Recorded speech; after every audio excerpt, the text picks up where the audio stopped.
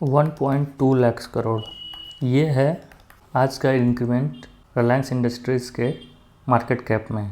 अब ये जो है रिलायंस इंडस्ट्रीज़ इस समय 6.8% का आज इंक्रीज़ देखने को मिला है रिलायंस इंडस्ट्रीज़ के अंदर, और इसका मार्केट कैप बढ़ करके 19.6 लाख करोड़ हो गया है। जिन लोगों के पास रिलायंस के स्टॉक्स होंगे होल्डिंग्स में, या फिर जिन्होंने ऑलरेडी इसमें लॉन्ग ट्रेड्स लेकर रखे होंगे, उनके लिए बहुत ही ज़बरदस्त दिन रहा। और इसके साथ ही साथ रिलायंस के अंदर एक फ्रेश ब्रेकआउट देखने को मिला है, जो कि इस स्टॉक को फर्दर ले जा सकता है 3000 के आसपास तक। इस चीज़ को हम थोड़ा देख लेते हैं, यहाँ पर ऑब्जर्व कीजिएगा।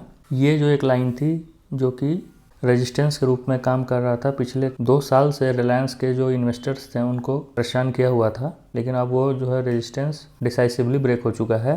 क्योंकि जब भी कोई स्टॉक इस तरीके का पैटर्न शो करता है कि वो एक स्ट्रॉन्ग जो रेजिस्टेंस है उसको ब्रेक करता हो, ये रेजिस्टेंस था यहाँ पर, उसको इसने ब्रेक किया अपर साइड में, फिर ये जो है उस रेजिस्टेंस को ऑलमोस्ट टच करने के लिए आया। ये एक बहुत ही क्लासिक पैटर्न है एक स्ट्रॉन्ग ब्रेकआउट का, कि जो है वो स्टॉक अपने पुराने रेजिस्टेंस को, जो स्टॉक है अपने पुराने रेजिस्टेंस को अगर टेस्ट करने के लिए आता है तो ये एक बहुत ही पावरफुल साइन होता है कि स्टॉक अपने जो ब्रेकआउट का डायरेक्शन है उसमें और आगे जा सकता है। आप इस चीज़ को ऑब्जर्व कीजिए, स्टॉक जो है यहाँ से चला, इसने एक स्ट्रॉन्ग ब्रेकआउट दिया, ये प्रीवियस जोन ऑफ रेजिस्टेंस था, उसने उस ब्रेकआउट का जो जोन है या ब्रेकआउट का लेवल है उसको फिर से टेस्ट किया, फिर से अपने रास्ते पे चल दिया। तो इस तरीके से देखा जाए तो स्टॉक का आगे की जर्नी भी बहुत ही ज़बरदस्त रहने वाली है, ऐसा हम मान के चल सकते हैं। आज का रीजन के बारे में थोड़ा हम डिस्कस कर लेते हैं कि आज क्या रीजन था स्टॉक ने जो इतना ज़बरदस्त परफॉर्मेंस दिया है। आपने ये चीज़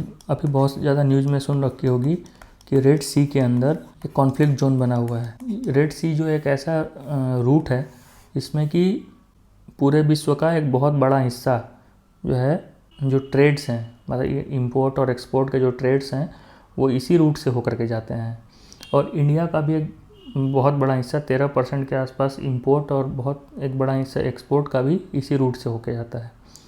पहले हूतियों का जो अटैक होता था वो दूसरे तरीके कंटेनर शिप्स पे हो रहा था, लेकिन लास्ट कल एक जो न्यूज़ आई है कि एक जो है ऑयल टैंकर जो था उसके ऊपर एक मिसाइल से अटैक किया गया है। इसकी वजह से आज क्या हुआ कि आज जितने भी ऑयल रिलेटेड कंपनीज के स्टॉक्स थे, वो RIL है या फिर ONGC या फिर HPCL, BPCL, ये सभी जो है बहुत ऊपर क्लोज हुए हैं। उसके पीछे एंटिसिपेट ये किया जा रहा है कि आने वाले समय में ये जो अटैक का प्रॉब्लम है ऑयल टैंकर्स पर, ये और बढ़ सकता है। और अगर इस तरीके के कोई भी घटना होता है जिसमें कि ऑयल रिलेटेड कोई भी कॉन्फ्लिक्ट होता है या फिर कोई भी ऐसे प्रॉब्लम्स क्रिएट होते हैं जैसे कि ऑयल सप्लाई पर इम्पैक्ट पड़ता है देश में, तो इन सब स्टॉक्स को ऊपर जाना निश्चित हो जाता है। तो अगर आप इस प्ले पर खेलना चाहते हैं तो आई थिंक अभी के लिए ये जितने भी ऑयल रिलेटेड स्टॉक्स हैं वो काफ़ी अच्छा परफॉर्म कर सकते हैं आगे आने वाले टाइम में भी। इसके अलावा पर्टिकुलरली अगर हम RIL के बारे में बात करते हैं, रिलायंस इंडस्ट्रीज़ के बारे में बात कर रहे हैं, तो इस और भी कुछ एक्सपेक्टेशंस हैं, जैसे कि जो रिलायंस जियो का जो डीमर्जर होने वाला था या फिर रिलायंस रिटेल को डीमर्ज करने की बात चल रही थी, तो इन्वेस्टर्स और ट्रेडर्स ये एक्सपेक्ट कर रहे हैं कि नियर फ्यूचर में रिलायंस रिटेल और जियो के भी डीमर्ज होने की पॉसिबिलिटी है। इसके अलावा एक और एक्सपेक्टेशन लोग कर रहे हैं कि आफ्टर बजट के बाद जो है रिलायंस जियो जो टैरिफ्स हैं उसको बढ़ा सकता है, यानी कि जो चार्जेस हम पे करते हैं रिलायंस जियो को for the consumption of data या फिर कॉलिंग फैसिलिटी के लिए, उसको वो रिलायंस जियो 20% तक बढ़ा सकता है, ऐसा एक्सपेक्टेशन है आफ्टर बजट।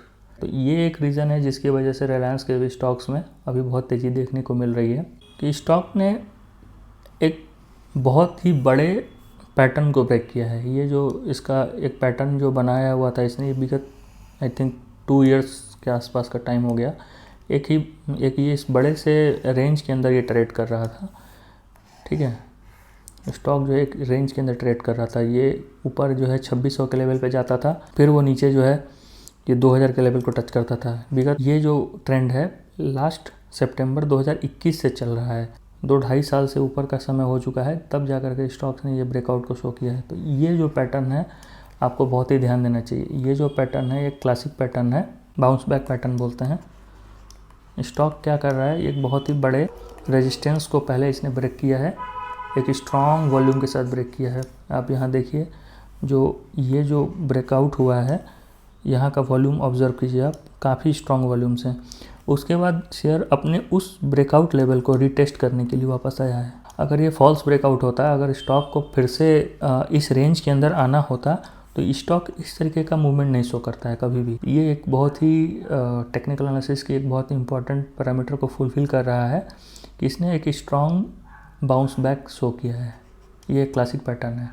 इस तरीके के जो भी स्टॉक्स पैटर्न शो करते हैं वो आगे चलकर वे भी अच्छा परफॉर्म करते हैं, तो आप इस चीज़ को ध्यान में रख सकते हैं। आप इसके technicals as well as plus fundamental दोनों ही लेवल्स पे ये स्टॉक बहुत ही मजबूत दिख रहा है और आने वाले समय में इसमें और भी ज़्यादा लेवल के आपको प्राइसेस देखने को मिल सकते हैं। जेफरीज और नोमुरा जैसी कंपनियों ने भी, बड़े बड़ी कंपनियों ने भी, जो कि एक बहुत रेपुटेड रेटिंग एजेंसीज़ हैं या फिर जो बहुत अच्छे अच्छे रिपोर्ट्स पब्लिश करते हैं, उन्होंने भी स्टॉक के अंदर एक अच्छी तेज़ी का ही साइन दिया है। फॉर एग्जांपल जेफरीज ने कहा है कि 2025 फाइनेंशियल ईयर 2025 में, मतलब आने वाले एक साल के अंदर, ये स्टॉक 3140 तक के भी आपको नंबर्स दिखा सकता है। उसी तरह से नोमुरा ने भी एक सिमिलर काइंड ऑफ 3165 के आसपास के भी टारगेट्स प्रेडिक्ट किए हैं। तो जैसा कि टेक्निकल्स से भी लग रहा है और जो फंडामेंटल्स हैं स्टॉक के, वो भी इस तरीके की ही बात बोल रहे हैं कि डेफिनेटली 3000 प्लस आपको नियर फ्यूचर में देखने को मिल सकता है। ध्यान रखिए, आप कोई भी ट्रेडिंग या फिर इन्वेस्टमेंट बिना किसी अपने फाइनेंशियल एडवाइज़र के सलाह के बिना ना कीजिए। ये आपके डीमैट अकाउंट के लिए और आपके पैसों के लिए हार्मफुल हो सकता है। मैं जो कुछ भी यहाँ पे बता रहा हूँ, मैं अपनी एनालिसिस और जो न्यूज़ है जो कि पब्लिक डोमेन में अवेलेबल है, उसी के एनालिसिस करके मैं आपको बता रहा हूँ। तो इस चीज़ का बहुत ज़रूर ध्यान दें। हमेशा आप जो भी ट्रेड लें अपने रिस्क फैक्टर्स को ध्यान में रख कर ही लें, और अगर आप लॉन्ग टर्म के लिए इन्वेस्ट करना चाहते हैं तो डेफिनेटली आप अपनी फर्दर ड्यू रिसर्च ज़रूर करें। इस वीडियो के लिए इतना ही, मिलते हैं नेक्स्ट वीडियो में। Thank you.